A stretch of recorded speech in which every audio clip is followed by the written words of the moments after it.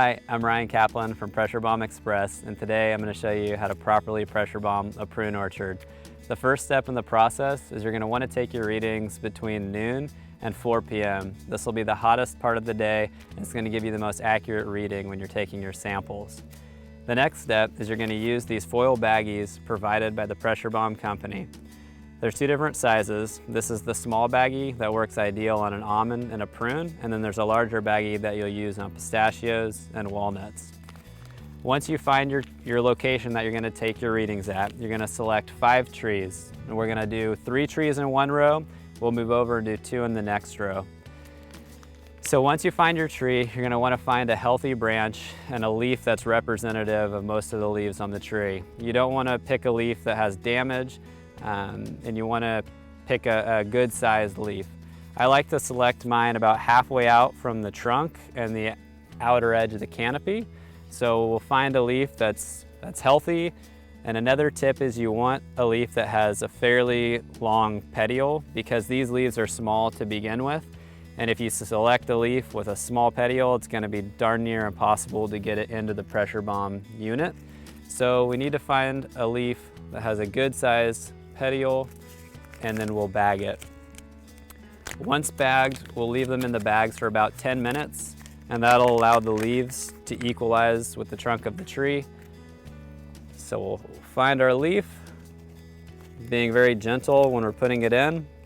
Once it's in, we want to leave a little bit of the petiole sticking out, and we'll close down the zip lock from the outside in, not clamping it all the way down, because that'll crack the stem and that'll give you a false reading. It will actually show that the tree is under more stress than it really is.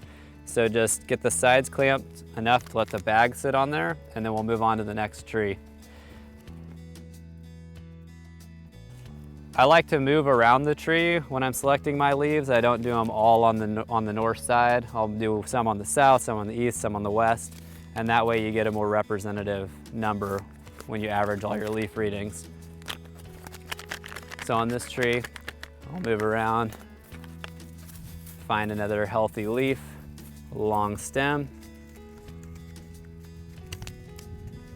leave enough petiole sticking out, close it from the outside in, let it hang for 10 minutes. After 10 minutes, we'll go out and we'll collect the 5 leaves. The best way to remove them from the tree I've found is to use a sharp razor blade. And we'll come up to the foil bag, and we'll want to cut the petiole off as close to the branch as possible so we can have the longest stem we can. So come in with the razor blade, and you'll remove the bag and the leaf. Then we'll move on to the next tree, collect the next one. I like to collect about 3 leaves and then go back and do my pressure bombing on the 3 leaves. Then once I'm done with those, I go back and I collect the next 2 and pressure bomb those 2. You don't want to cut a bunch of leaves and have leaves sitting for a long time before you pressure bomb them. It's best to do them as quickly as possible once they're removed from the tree. So we'll head back and I'll show you how to pressure bomb the leaves. Once we've removed our leaves from the trees and we have our foil bag and leaf in hand, it's time to do the pressure bombing process. So the first step in that is we're going to take this leaf, we've got the stem petiole sticking out, and the best thing to do is take your razor blade and make a clean cut on the tip so it's easy to see once it goes into the pressure chamber. So we'll make a clean cut with our razor blade. And then I like to make sure you kind of fiddle with the leaf and get the stem as long as you can, and then fold in the corners of the bag to make kind of a funneling action to get it up through the cap of the pressure bomb and through the O-ring. So here's the cap, here's the back of it. There's an O-ring inside, and you're gonna take the stem and you're gonna stick it through that O-ring.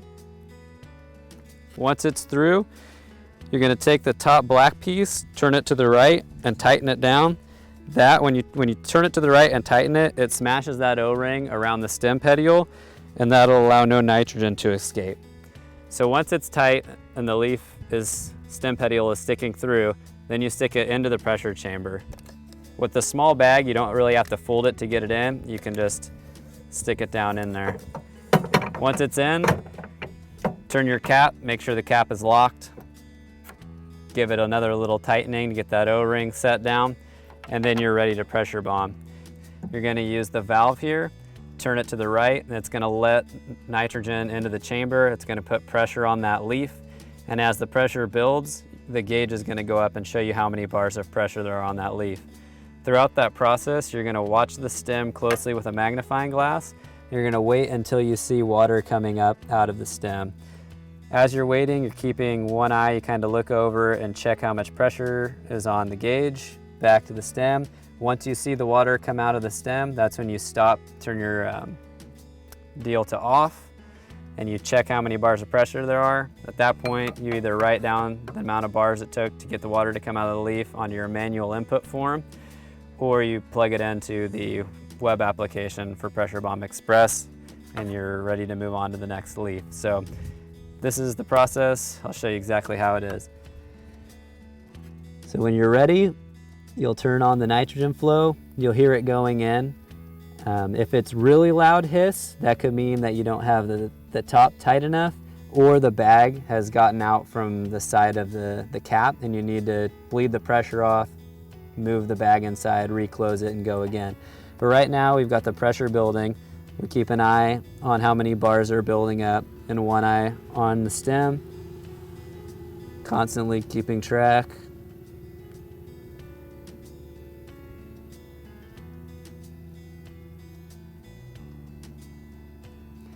This field's going to have a really high stress because it's been shut off for a long time up until harvest. But right there, the leaf is pushing out water. That's when you would stop it. You would take your bar reading, you would either write it down or you plug it into the app, and you're ready to move on to the next leaf in this location. At this point now, once that's done, you'll go and you'll put the knob to exhaust. That'll bleed off all the pressure that was in this chamber. Once it's down to 0, you can move it back to off. You're ready to remove the lid, loosen up the top cap, remove the leaf, and you're ready to go on to the next leaf.